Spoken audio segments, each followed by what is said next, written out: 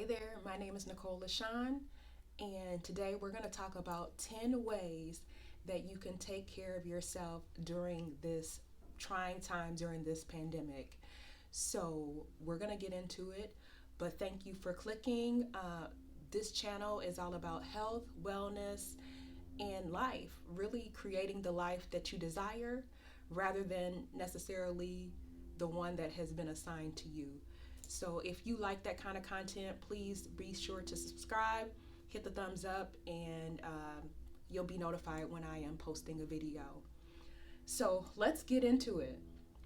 10 ways to take care of yourself. And over this last year and a half, these are things that I have found to be extremely important in helping me to maintain my health. So I really just want to share it with you today, and hopefully you'll be able to take something from it, glean something from it, and perhaps put something into practice. So, number one, which I do think is one of the most important, is to normalize therapy and mental health. Um, we need to prioritize our mental health as preventive care. Um, so, what I'm saying is that I don't necessarily think that we need to wait until we're depressed or having anxiety or having a sign of that we're struggling with our mental health before we begin to seek out mental health services. And I do have a background in health and medicine and family practice as a nurse practitioner, and this is definitely not the norm, right? But one thing that I have discovered, especially over this last year and a half, is that we all have issues, right? We all have issues, we all have needs, and it is so important to be able to have a therapeutic relationship with someone to address those needs. But even more so when or before it becomes an issue, if we're able to do it. So I think it's just so important for us to be able to access resources. And let me tell you that if you're able to look into it now before there's a problem, and hopefully there won't be a problem, but before there's a problem, you are going to be so much ahead of the game when it comes to addressing any mental health needs that may come up in the future. Because let me tell you, if you are experiencing depression or anxiety, it is so much harder to be able to be resourceful when you're having symptoms or to seek out help because you're feeling uncomfortable. So even if you're not having any issues, I'm just gonna suggest that we seek therapy, and maybe even a few visits a year if we have the privilege of having access to that resource.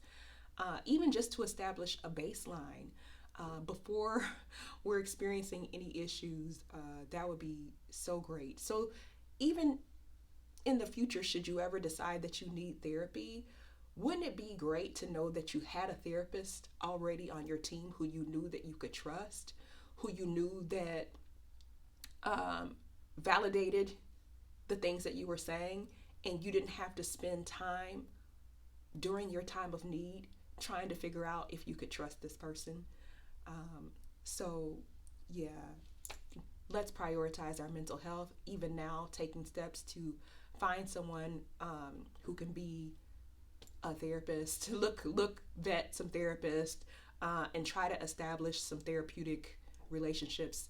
And I understand that a lot of us do have therapeutic relationships with our family, our friends, perhaps church or community, and those are all great.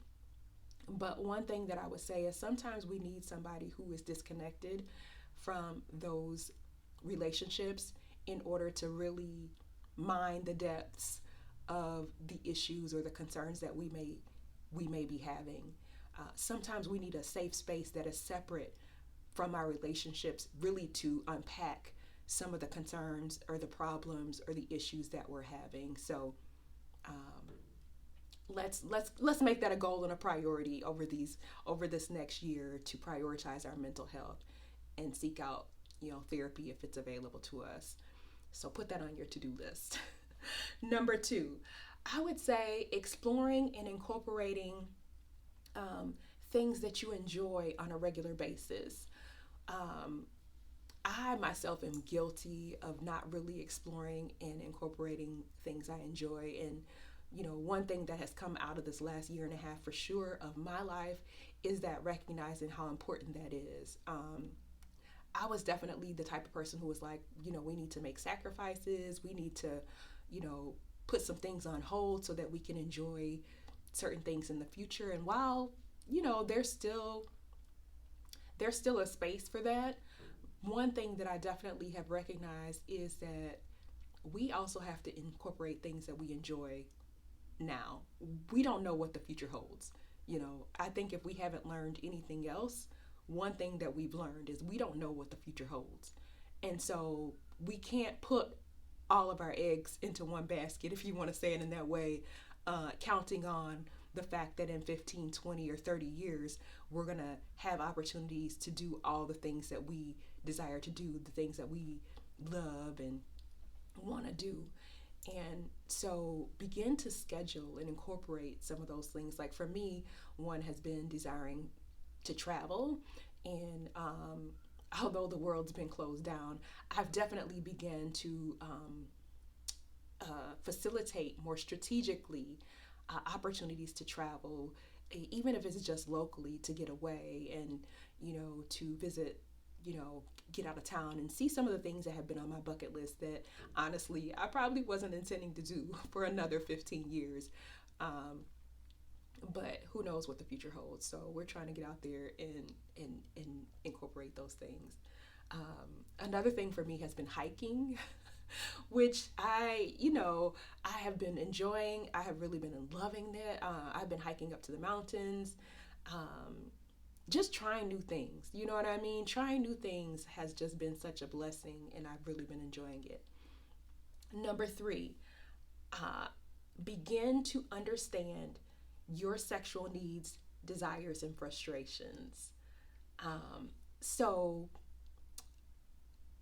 over time, one of the things that I've discovered is that often for us, a lot of us, we weren't really taught to understand our own sexual needs. You know what I mean? A lot of us were taught to take care of the needs of another, but we weren't necessarily taught to understand and explore our own sexual needs and our desires. And that is such an important aspect of our own health and of our own life. And we can't give 100% of the responsibility of that to someone else. And so, you know, if you really haven't spent any time really sitting down with yourself to understand what your sexual needs are and what your desires are, take a few minutes to do that. I mean, journal. And I guess one of the kind of tests that I did was I asked myself, you can ask yourself, what are your spouse's sexual desires? What is your partner's sexual needs? And I bet you could probably list 3 to 5 right off the bat. You know what I mean? But can you list 3 to 5 for yourself? Because if you can't, there's an issue here. You know the sexual needs of someone else more than you know the sexual needs of yourself. And if you don't even know your own needs, how are you going to be able to effectively communicate your needs and your desires to anyone else? You know what I mean? How are you going to be able to do that? So, yeah, that's another one. Number 4, develop a loving inner dialogue with yourself. I know there's a lot of talk right now on the internet about, affirmations and about speaking to yourself. But one of the things about being alone a lot is you have to contend with your own thoughts. You have to contend with what you are saying to yourself because there's not as many people around to validate you, to make you feel secure, to tell you you're special, you're great, you're wonderful. So as you have opportunities to be alone, one of the things that you can do, that we all can do, is to begin to cultivate a very healthy inner dialogue with ourselves.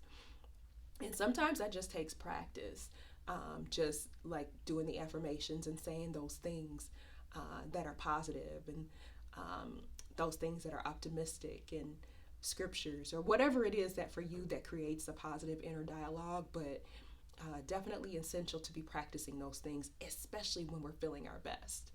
Because if we're not practicing those things when we feel good, when we're not feeling good, that is not the time when we're gonna feel motivated to want to practice those positive those positive words. You know what I mean? So yeah, I definitely think it's good for us while we're at our best to be practicing these things. Number five, learn a new skill. Learn a new skill. Um, this is one of the things that I think builds our self confidence because we are able to, learn something new, practice something new, perhaps something that we've never considered before. Um, I know that I've been having fun with this one, but um, it is so I don't know. It's so cool to be able um, to discover that you like something that you maybe never even considered or entertained in the past for whatever reasons. I know that for me, growing up in certain ways, there were certain things that I probably would not have even entertained as an option for me to learn because I was focused on other things and, because of society's definition of success, perhaps it didn't fit into the definition of success. And for me, I wasn't about to put any of my resources towards something that was not going to get me to success. But but at the end of the day, what is success? Is it something that someone else tells you, or is it something that you feel within yourself? Something that a goal that you set for yourself and you feel good accomplishing it. So number 6, stop investing your energy, your time, and your resources into people who do not like you. Uh, you know, what more needs to be said about that? But, we all know that there are some people who don't like us and who will never like us. And that is what it is. And so to continue to invest time, emotions, energy, um, pleading, begging into that, I've just personally gotten to a point where I don't see that it's worthwhile for me um, to invest any of my time or resources any further into people who don't like me. I would rather invest my time into resources into people who can help to build me or can help to contribute to my well-being, not tear it down. And this is, I think, completely different from maybe how I used to think previously. I was really taught to be someone who, a kind person, a respectful person, someone who, let's say maybe the type of person who desires to please others, desires to be liked, and that type of thing. And I've definitely gotten to a season where I'm okay if you don't like me. You know what I mean? That's cool. Not everybody is going to like everybody. And I think we have to accept that. And for reasons that we may agree with or we may not agree with. But for me to invest my time in trying to get you to like me or to accept me, I don't have any more time or energy for that any longer. Number 7, um, establishing boundaries and beginning to practice them. So this is also something that I would say that was fairly new for me. And in the last 2 to 3 years, I've had some opportunities to begin to kind of tread the waters of what that means to establish boundaries and to begin practicing them. And it's been an interesting time of growth for me. It's been an interesting time for me to kind of evaluate what my priorities are and how comfortable I am with giving certain impressions to people. But at the end of the day, what I'm finding is that it is so freeing. It has freed up a lot of emotional energy. It has freed up a lot of emotional duress that I didn't even recognize that I was in. So I would say it's good to begin to have certain boundaries and begin to say them to yourself, even in the mirror, okay? Say them to yourself and then begin to practice saying them to others. if you say them to yourself a few times, then you won't feel so much as an imposter when you say them to others, because it takes some practice setting boundaries and saying certain things out loud before you begin to believe yourself. And let me just say that if you don't believe yourself, it's unlikely that other people are going to believe you. So a fun boundary that I would say that I set, that I have been practicing, an easy one, which is like saying that at 9 p.m., after 9 p.m., I'm no longer available. Period. After 9 p.m., I'm no longer available. So that may sound pretty basic and pretty simple to a lot of you, especially if you already have practiced setting boundaries or if that's something that is natural for you. But it was really unnatural for me because I was cultivated to be available, to be flexible, to be willing, to be, you know what I mean, to jump in wherever I was needed to help out, you know what I mean? And so I really didn't really learn a lot about boundaries, setting boundaries and exercising boundaries. And I think most importantly, feeling okay about having a boundary and not feeling like I'm letting someone down. Okay, getting into number 8. Stop explaining. You're grown. You have the right to make decisions. You don't need to defend yourself for anything that does not require defending. So let me be the first to tell you, you can say no without explaining, without needing anyone's approval. It's so draining, I've learned, to try to explain and explain and explain to people who may never understand. So let's stop wasting time, emotional energy, and resources explaining ourselves to people. In particular, I'm not saying that if you're in a relationship with someone, you shouldn't communicate with them and explain to them. That's a whole different situation. But, in particular for people who really don't have a significant impact in our life or impact in the decision-making process or the results of the decision-making process. So if you're changing careers, which affects you, or if you're choosing to do something like quit your job or travel, maybe I'm saying these kind of things because this is what I want to do. I don't know, but you don't really need to explain to anybody because, how many of those people are paying your bills? How many of them are coming up and giving you your rent and paying the electricity and feeding you and your family? None of them. So why is it necessary to explain yourself to them? It's not. It's not necessary. I think that's enough said. And then number 8. This is something that for me, I am still working on. It's still a work in progress. Practice asking for and expecting help. This is definitely a weakness of mine, but now that I finally identified it as a weakness, I have started working on it. And sometimes that comes from experiences that we have where perhaps we've asked for help or expected help and been disappointed, right? And so then we get to a place where we, stop expecting help, and even to the point where we stop asking for help because, what's the point, right? What's the point? So what I found is the downside to that is sometimes we can become extremely efficient, extremely disciplined, and extremely organized to the point that we're able to do everything on our own without help, without expecting help.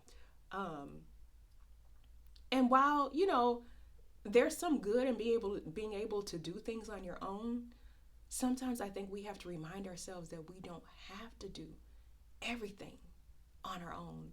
I was reminded, one of my friends, we were out, I think, doing something, and one of my friends was like, you just do everything. You don't even stop to expect me to do anything for you, like open the door or, you know what I mean? You don't even expect me to offer to pay the bill or anything. And I didn't even realize it, honestly. I didn't realize it because I mean, it's not something that I'm used to. I just go out in the world and I function expecting to have to take care of myself 100% of the time. So it didn't even like register to my brain that, oh, maybe this person is going to take care of this for me today. But also as it relates to just the basic things to our family, like asking for help with things around the house. um, Sometimes our expectation is here. And sometimes they might you know meet up to here. But the thing is, at least one thing that I've realized is that for me, since I stopped expecting help, even when even when they meet the expectation to this point, I really want to address all of this missing area. But I'm learning to inspect what I expect. So if I say do A, B, and C, really I should address it and say, I can't really look at it and say, well, at least A was done. You know what I mean? Because that was my perspective. At least A was done, because honestly, I wasn't expecting anything to be done. So at least A is done. So then I'm happy. But really, I have to remind myself that no, the expectation was that A, B, and C are taken care of. So then I'm able to address it. And this is, for me, working on a weakness. Working on strengthening an area which is holding people accountable to do the things that they say that they're going to do. Because ultimately, when it comes down to it, we train people how to treat us. And so if people begin to recognize that the things that we say, we actually don't even expect them to follow through, and we're happy and we're satisfied, we're able to move on from that, then the next time that they're asked to do something, guess what? It's not going to be done. So in order for me to get out of relationships, and I'm not talking about necessarily intimate relationships, even, relationships with friends and family, in order for me to get out of it, I have to be able to hold people accountable and feel comfortable having that conversation, being comfortable coming back and saying, I asked you to do A, B, and C. I see that you did A. What's up with B and C? How are you going to get B and C done? Because that was the expectation. Rather than for me going on about my merry way, taking care of B and C and grateful that A is done. So also, number 9, as we're kind of wrapping up here, one way to kind of take care of ourselves is laughter. Laughter is so important, so important. I'm sure you all know that laughter is good medicine. It's so therapeutic for us. So finding ways to incorporate laughter into our regular lives and being intentional about it, even when it's not organic. So sometimes, there may not be anything to laugh about in real life, right? Sometimes it's not funny. Sometimes what is going on is really not funny. And so, I know that for me, one of the things that I try to do on a regular basis, especially during these difficult times, is try to incorporate laughter. So I am intentional about finding something on TV or Netflix that is comedy, trying to make sure that I am laughing, because in the work that I do in healthcare, I mean, it's just not funny. There's not a whole lot to laugh about right now with everything that's going on. I mean, in our community, the things that are going on, it's not funny. It is serious. It is tense. It is stressful. It is trying. And so, a lot of times, even when we're gathering as communities, they're not for laughing matters. They're not to be joking and to be lighthearted and to have fun. And so sometimes we just have to be more intentional about being able to laugh and finding things to laugh about despite what is going on in our lives. And number 10, one of the final ways that we can take care of ourselves is to work on developing communication skills. I am just now beginning to discover how important having communication skills can be to our overall health and wellness. It is so profound, actually, the impact that I have discovered that effective communication skills can have on us. I know that for me personally, one of the goals that I'm working on for myself is to become a savvy, powerful, professional communicator. Um, and over this last year and a half, I'm finding that there's a need for me to become that kind of communicator because things are being addressed and things are being discussed in ways that are not always pleasant. And things are being brought to my attention that I really have no desire to engage in. But I don't always just get the option to opt out, right? You know what I mean? Somebody says something to me, somebody says something to us, and yeah, we could just ignore it.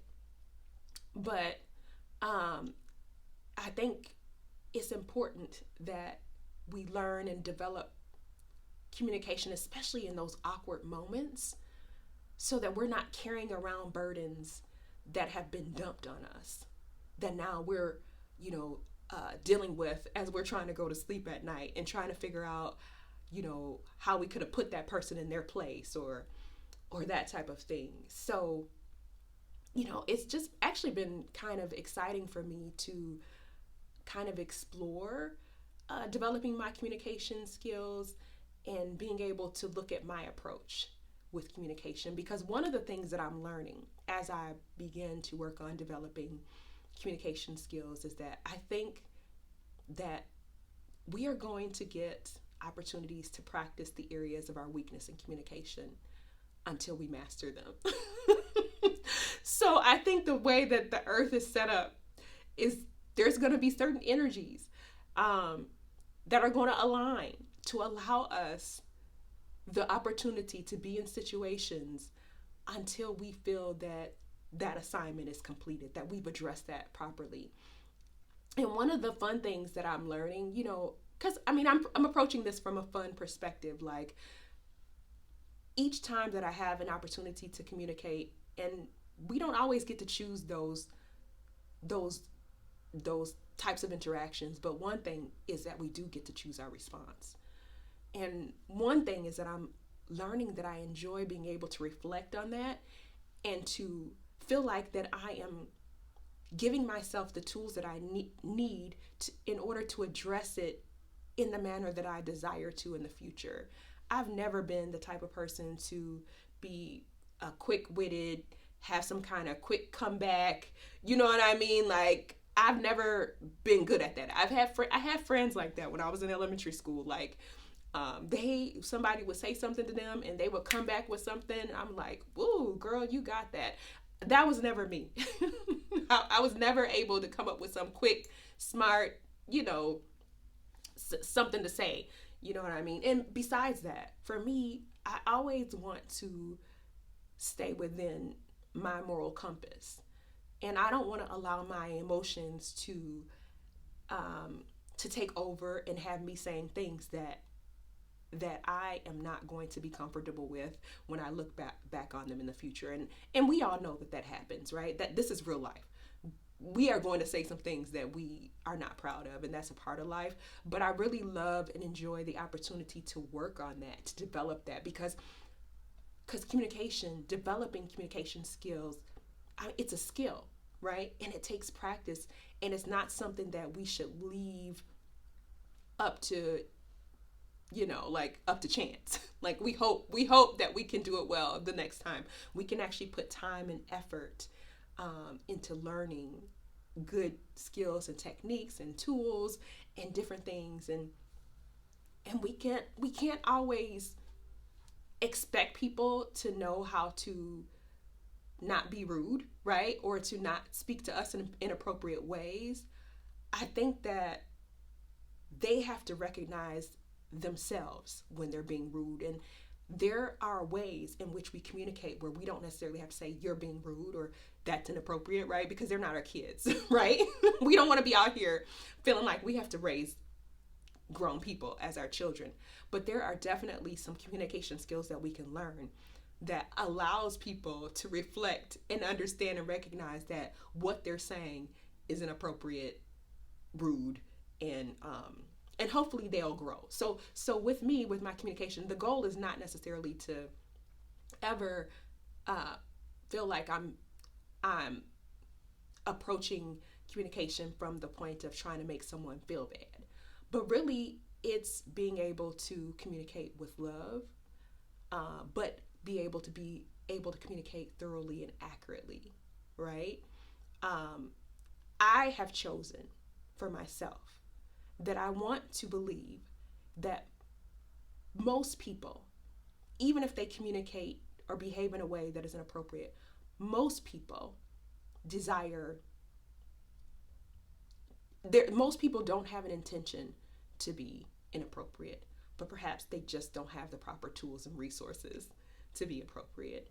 And so I have chosen personally to approach communication in that way, to believe that most people are coming from a good place and to handle those matters accordingly, strategically and skillfully, rather than to leave it up to chance. And hopefully to allow them to recognize when they are being inappropriate without me having to feel like I'm being somebody's mom out here. You know what I mean? So thank you so much for joining me and listening to these 10 ways um, that we can take care of ourselves. And I hope that you enjoyed the video. If so, please like, subscribe, and share this video with someone that you know. And certainly if you're interested in this type of content, join me on the next video. I think I will talk more about some different health and wellness tips and tricks that I have learned over this last year, and to help kind of keep me healthy, that I think you can benefit from. Thanks for tuning in. See you next time. Bye.